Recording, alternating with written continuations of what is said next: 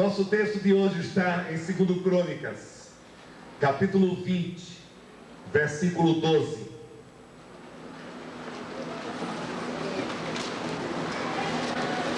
Segundo Crônicas 20, 12.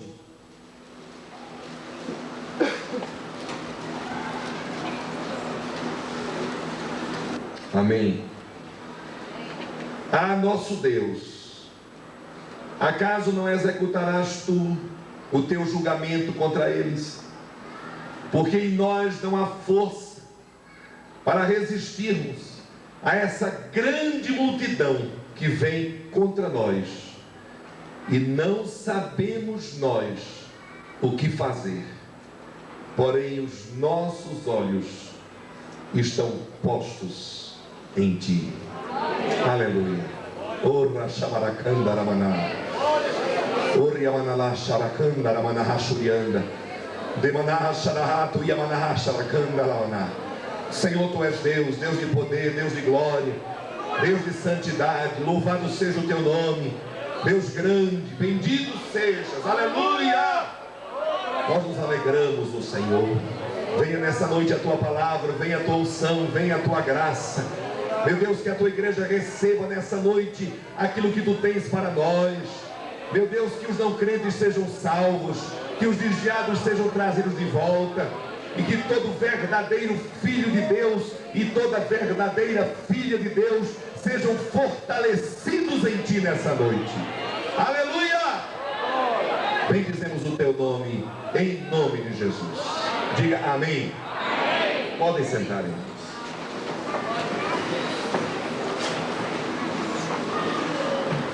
O tema dessa noite, irmãos, é no mínimo pouco usual. O que fazer quando não se sabe o que fazer? Vamos dizer isso juntos? O que fazer quando não se sabe o que fazer? Eu queria que os irmãos dissessem isso juntos, e eu quero ouvir. O que fazer quando não se sabe o que fazer? Quantos aqui hoje à noite estão vivendo essa situação? Levante a mão. O Espírito Santo é lindo, aleluia. Pode baixar a sua mão, louvado seja Deus. Meus irmãos, aqui está uma história que registra um evento marcante na vida do povo de Israel no tempo do rei Josafá, quando os israelitas experimentaram exatamente isso. Eles estavam diante de uma grande luta, eles estavam diante de uma grande ameaça, eles estavam diante de um grande desafio. E os irmãos ouviram parte da oração que o rei fez, dizendo ao Senhor: nós não sabemos o que fazer. Sabem, amados, eu acredito que quando nós não sabemos o que fazer, a primeira coisa que nós temos que fazer é dizer a Deus que não sabemos. Diga comigo nessa noite: a primeira coisa que eu devo fazer quando não sei o que fazer é dizer isso a Deus. Você simplesmente não pode, meu irmão, omitir de Deus o real estado em que você se encontra. Não adiantam arrudeios, não adiantam meias palavras, não adiantam eufemismos. Você precisa chegar perante a face do Senhor e dizer-lhe claramente: Senhor, eu estou em apuros. Senhor, eu estou vivendo tremendas complicações. Senhor, há algo diante de mim que é maior do que eu, e eu não sei como me comportar diante disso. Infelizmente, irmãos, a sociedade em que nós vivemos é uma sociedade mentirosa, e a igreja de Jesus está inserida neste contexto de uma sociedade mentirosa. E esse vício de mentir próprio de nossa sociedade às vezes tem contaminado o povo de Deus. E nós mentimos socialmente. E porque mentimos socialmente, às vezes nós queremos fazer a mesma coisa no nosso relacionamento com Deus, e isso não funciona. Diga comigo: eu sei que não funciona. Não adianta, irmãos, não adianta mesmo. Se você não tiver a coragem de chegar diante de Deus e admitir o estado em que você se encontra, Deus não vai se mover em seu favor. Deus está esperando que você perca as esperanças. Olhe para o seu vizinho e diga-lhe isso. Deus está esperando que você perca as esperanças. Deus está olhando para você e dizendo: ele é um náufrago, mas ainda está tentando salvar-se. Ele é um náufrago, mas ainda está fazendo força. Ele é um náufrago, mas ainda está se debatendo. Eu preciso que ele desista. Eu preciso que ele decida morrer. Eu preciso que ele se entregue à força das ondas e das águas. Eu preciso que ele simplesmente relaxe em meio a todo esse perigo que ele está vivendo. Porque então a minha mão salvadora se estenderá para ele e o meu braço forte o salvará. Se você não sabe o que fazer, meu irmão, esta é a primeira coisa que você tem de fazer: reconhecer isso diante do Senhor. Em segundo lugar, se você não sabe o que fazer, ouça o que Josafá fez. Depois disto, os filhos de Moabe e os filhos de Amon, com alguns dos amonitas, vieram a peleja contra Josafá. Então vieram alguns que avisaram a Josafá, dizendo: grande multidão vem contra ti da além do mar e da Síria. Eis que já estão em Azamon-Tamar, que é em Gedi. Então Josafá teve medo e se pôs a buscar ao Senhor e apregou um jejum em todo o Judá. Judá se congregou para pedir socorro ao Senhor. Também de todas as cidades de Judá veio gente para buscar ao Senhor. Aleluia! A segunda coisa, meu irmão, que você tem de fazer quando você não sabe o que fazer é arranjar gente que busque a Deus junto com você. Diga comigo: quando eu não sei o que fazer, eu preciso arranjar pessoas dispostas a buscar o Senhor comigo. Sabe por que, meus irmãos? Porque é plano de Deus que nós dependamos uns dos outros. É plano de Deus que nós dependamos uns dos outros. Deus não quer autossuficientes no meio da sua igreja. Nenhum de nós se basta a si mesmo. Nenhum de nós é um deusinho. Nenhum de nós, meus irmãos, tem o poder de solucionar todos os seus problemas sozinho. Por mais vaidoso que você seja, por mais orgulhoso que você seja, presumido, presunçoso, pretenso, soberbo, arrogante e quaisquer outras coisas semelhantes a estas, Deus ainda vai pô-lo numa situação em que você vai ter que depender de outras pessoas. A minha palavra é, o meu conselho é: vá se acostumando logo. Deus quer que você dependa de outros. Josafá, meus irmãos, quando decidiu buscar ao Senhor, ele não o fez sozinho. Ele não chamou os seus príncipes e disse: não diga a ninguém que nós estamos com problemas.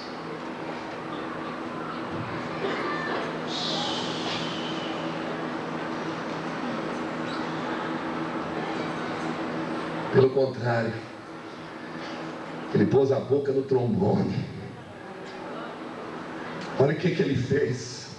A Bíblia diz: então Josafá teve medo e se pôs a buscar ao Senhor e apregoou jejum em todo o Judá. Judá se congregou para pedir socorro ao Senhor. Também de todas as cidades de Judá veio gente para buscar ao Senhor. Aleluia!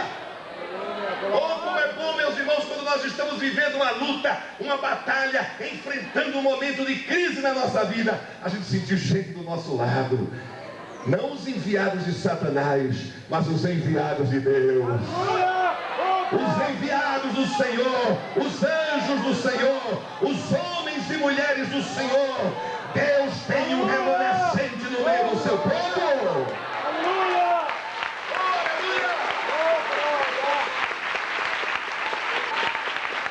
Deus tem um povo no meio do povo. Aleluia! É com essa turma que você tem que se juntar, meu irmão. Procure escolher bem as suas companhias. A palavra do Senhor diz que as más conversações corrompem os bons costumes. Você não pode andar com qualquer um. Mas ele é crente, e daí? Mas ele é da Filadélfia, e daí? Mas ele é líder da igreja, e daí? Nada disso é credencial. O que você precisa é conviver com gente cheia do Espírito Santo.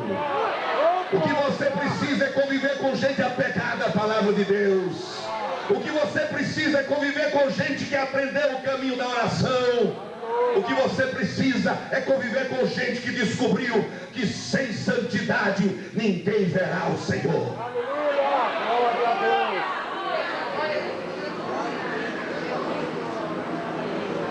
Em terceiro lugar, eu quero lhe dizer nessa noite, quando você não souber o que fazer, aprenda com Josafá.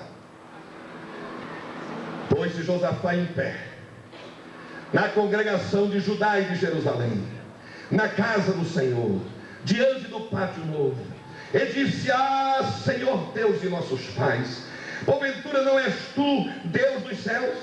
Não és tu que dominas sobre todos os reinos dos povos? O que é isso? Quem sabe dizer o que é isso? Adoração, irmão. Isso é adoração pura. Adoração, isso é adoração purinha.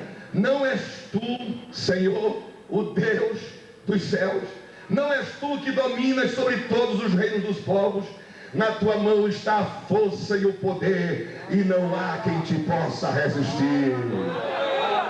Porventura, ó nosso Deus, não lançaste fora. O que é isso aqui agora? Quem sabe?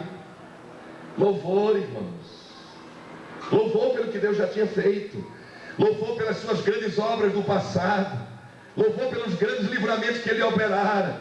Porventura, ó nosso Deus, não lançaste fora os moradores desta terra de diante do teu povo Israel, e não a deste para sempre à posteridade de Abraão, teu amigo? Habitaram nela, e nela edificaram um santuário ao teu nome, e disseram: se algum mal nos sobrevier, espada por castigo, peste ou fome, nós nos apresentaremos diante desta casa e diante de ti, pois o teu nome está nesta casa, e clamaremos a ti na nossa angústia, e tu nos ouvirás e nos livrarás. Aleluia! Diga aleluia! Quando você não sabe o que fazer, você tem que louvar e adorar a Deus. Você vai, pastor, louvar e adorar a Deus para a gente estar na pior? Louvar e adorar a Deus quando a gente está vivendo um impasse? Louvar e adorar a Deus quando nós estamos diante de uma circunstância que nós nem sabemos o que fazer? É exatamente esse o caminho, irmão. Esse é o caminho. Olhe para o seu vizinho e diga: adore ao Senhor. Adore ao Senhor. Sabe por quê, meu irmão? Que você pode até morrer, isso não muda Deus. Ele continua digno de ser adorado.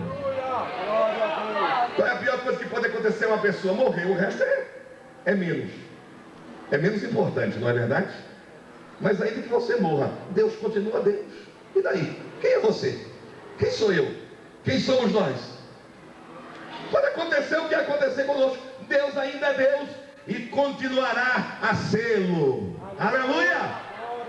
Se você não sabe o que fazer, adore-o. Adore-o, abra sua boca e comece a adorá-lo pelo que Ele é, e depois louve-o pelos seus poderosos feitos. Aleluia.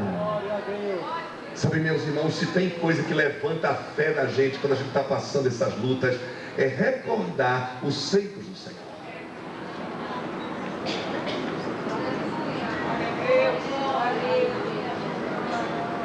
Quando eu passei por essa grande enfermidade agora há pouco, uma das coisas que eu fiz foi recordar os feitos de Deus na minha vida.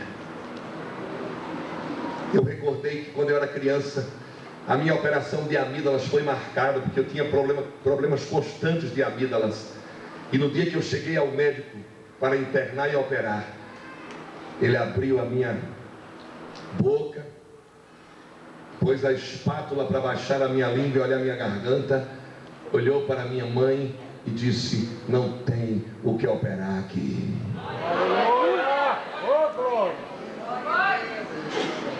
Até hoje. Louvado seja o Senhor, irmãos. Glória ao Pai, ao Filho e ao Espírito Santo. Eu me lembrei também que quando eu tinha 20 anos de idade, eu tive que fazer uma operação. E o médico me operou e ele disse: olha, nós operamos, mas esse problema pode voltar. Contudo, cada vez que você completar um ano que não voltou, você tem mais um que não vai voltar.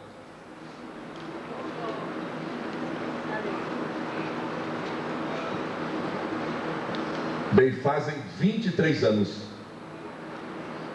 Então eu tenho 46 anos de garantia que esse problema não vai voltar. Diga aleluia! Não vai voltar nunca mais. Louvado seja o Senhor. Amém.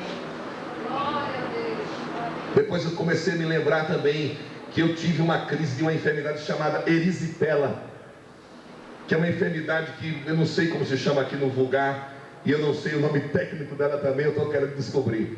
Mas é uma doença que incha as pernas, avermelha as pernas, e em alguns casos abre as pernas em feridas. E eu tive uma crise disso em 1973. E quando eu tive essa crise, o médico me disse: essa doença não tem cura. Você vai ter que conviver com isso pelo resto da vida. E eu disse no meu coração: eu rejeito isso em nome de Jesus. E eu comecei a conversar e conversei com pessoas, e alguém me disse: tem cura para isso na homeopatia. Falei: pois eu vou fazer o tratamento. E eu fui a um farmacêutico, não foi nem um médico, a um farmacêutico famoso lá do Recife, farmacêutico homeopata. E ele me passou uma medicaçãozinha para tomar aquelas abençoadas gotinhas de 2 em 2 horas. 6 meses foi um treinamento de disciplina. Você tomar um remédio de 2 em 2 horas por 6 meses é um treinamento de disciplina tremendo. Mas eu tomei, e o Senhor usou aquelas gotinhas homeopáticas e me curou para sempre. Diga aleluia. Veja, Deus opera como Ele quer. Ele curou minhas amígdalas, não deixou o médico mexer. Ele me curou depois através de uma operação. Ele me curou depois através de remédios homeopáticos. Nós não podemos dizer a Deus o que fazer. Deus é que nos diz o que fazer. Diga aleluia. Ele é quem dá a estratégia. Já pastor desta igreja, eu tive um problema de vesícula. E fui me tratar no maior centro especializado nisso, que era em Belo Horizonte na época. Submeti-me a uma litotripsia extracorpórea, um procedimento médico através de raios laser, que opera sem abrir a pessoa. Não é laparoscopia, não abre nada da pessoa, é apenas a infiltração de raios. Há uma implosão das pedras da vesícula. E eu fiz esse tratamento, voltei muito contente e tal. Mas quando eu fui fazer aqui a revisão, a minha vesícula tinha fibrosado. Fibrosar significa que ela fica murcha. E logo depois haverá uma necrose dos tecidos, uma morte dos tecidos. Então a vesícula teria que ser tirada. E eu entrei aqui numa campanha de oração aqui na igreja. Foi quando eu criei aqui a chamada Hora da Vitória. Não sei quantos irmãos lembram disso. A Hora da Vitória. Era um momento de oração que a gente tinha aqui, de 11 ao meio-dia. E por uma semana eu busquei a Deus. E eu disse: Senhor, em nome de Jesus, em nome de Jesus, em nome de Jesus, dá-me uma vesícula nova. Uma semana. Depois de uma semana, eu fui novamente fazer a ecografia. E quando o médico, meus irmãos, começou a procurar a minha vesícula, eu vi a bichona lá, na bênção, na graça de Jesus, na força do Senhor, aleluia! Irmãos, eu sou desse tipo assim que, quando confio, não tem medo. 3 meses depois eu fiz uma revisão, ela estava lá. 6 meses depois eu fiz, ela estava lá. 1 ano depois eu fiz, ela estava lá. E de vez em quando eu vou lá e faço de novo. Esse ano eu já fui, já fiz, olha aí, está lá, está lá. Aplauda o Senhor.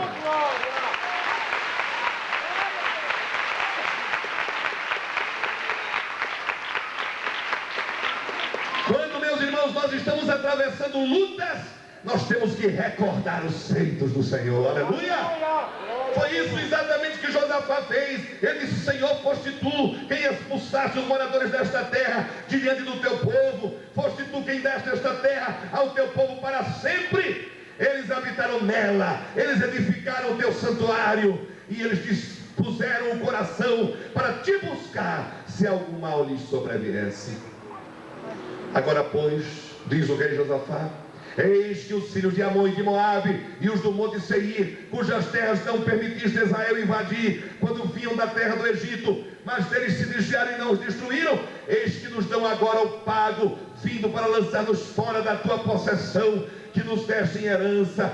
Ah, nosso Deus, acaso não executarás tu o teu julgamento contra eles, porque em nós não há força para resistirmos a essa grande multidão que vem contra nós, e não sabemos nós o que fazer, porém os nossos olhos estão postos em ti. Diga aleluia! Glória a Deus. Quando você não souber o que fazer, mantenha os seus olhos fixos no Senhor. Aleluia! Glória a Deus.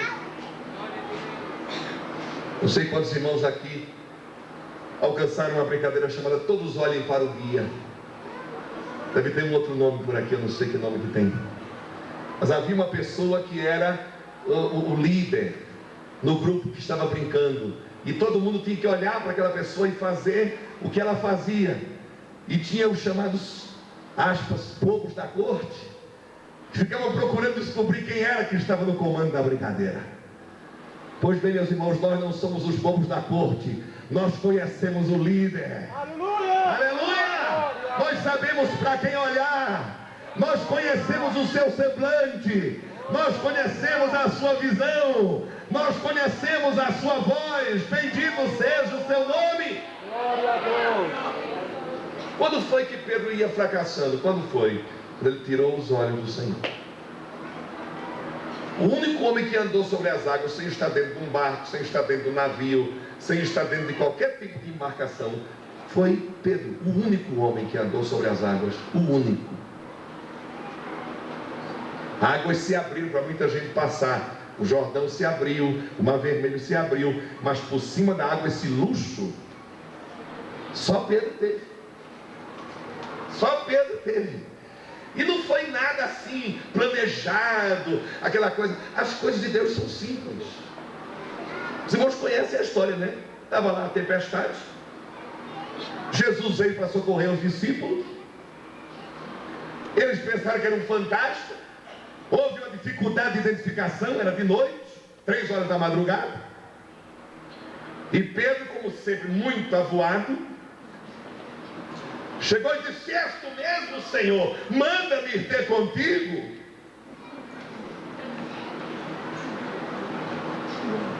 Jesus não se fez de rogado.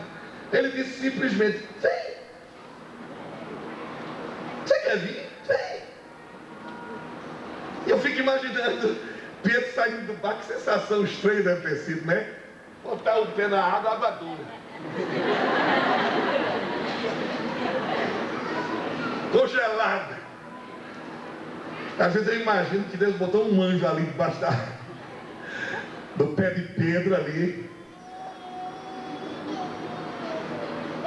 O anjo lá por baixo, né? E Pedro andava e ele botava a mão.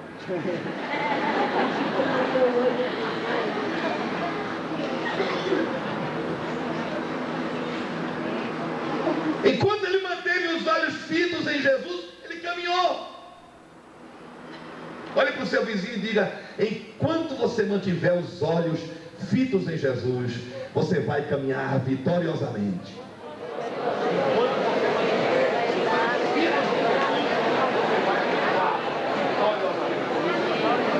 Aleluia! É por por isso que a Bíblia diz, lá na carta aos Hebreus, olhando firmemente para Jesus, o autor e consumador da nossa fé. Aleluia! Olhando firmemente, não balança não, não tira os olhos não distrai. Essa história de um olho na missa e outro no padre, não é coisa para crente.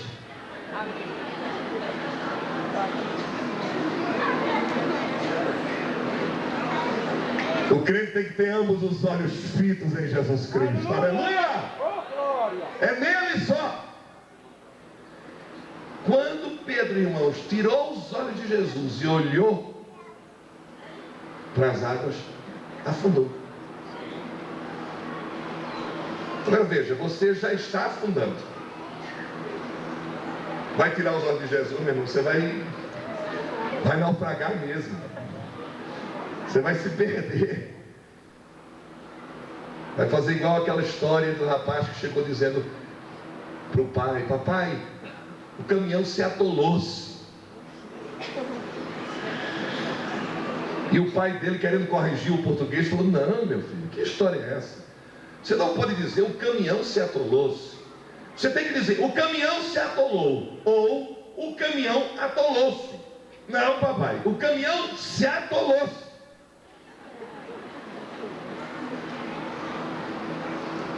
O pai olhou para o garoto e falou: mas como assim, meu filho? É que ele se atolou na frente e atrás.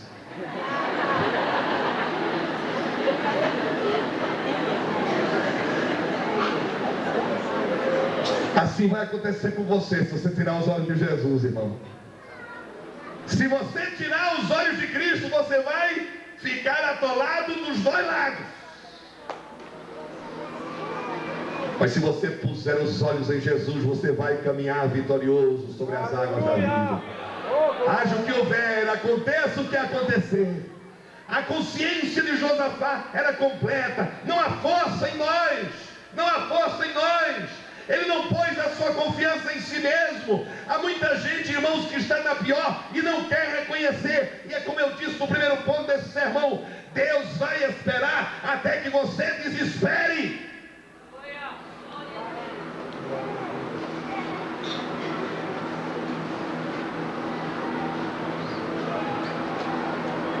Quando você estiver realmente resignado, aí o Senhor vai dizer: agora vou fazer. Acabou? Acabou. Você acha que não tem mais nada? Tem não. Agora você está no ponto, eu vou te usar. Agora eu vou te usar. Agora que você não tem mais a confiança em si mesmo, agora você vai poder caminhar mantendo os seus olhos fitos em mim. Eu fico pensando na expressão do salmista, como os olhos do servo estão fitos nas mãos do seu Senhor. E como os olhos da serva estão fitos nas mãos da sua Senhora, assim os nossos olhos estão fitos no Senhor nosso Deus, até que se compadeça de nós. Diga aleluia! Você não pode, irmão, perder a esperança. Se você puder colocar os seus olhos em Jesus, você poderá enfrentar qualquer coisa. E quando o dia terminar, mais um dia que a resposta não veio, você vai dizer de novo: Senhor, hoje não veio, mas eu vou esperar amanhã. Aleluia, glória a Deus. Você vai dizer: Senhor, a tua palavra diz, ao anoitecer pode vir o choro, mas a alegria vem pela manhã. Aleluia. Você vai dizer: Senhor, sacia-me de manhã com a tua misericórdia. Aleluia. Glória a Deus. Vamos ver um pouquinho mais com Josafá, irmãos, que esse servo de Deus tem mais para nos ensinar. Todo Judá estava em pé diante do Senhor, como também as suas crianças, as suas mulheres e os seus filhos.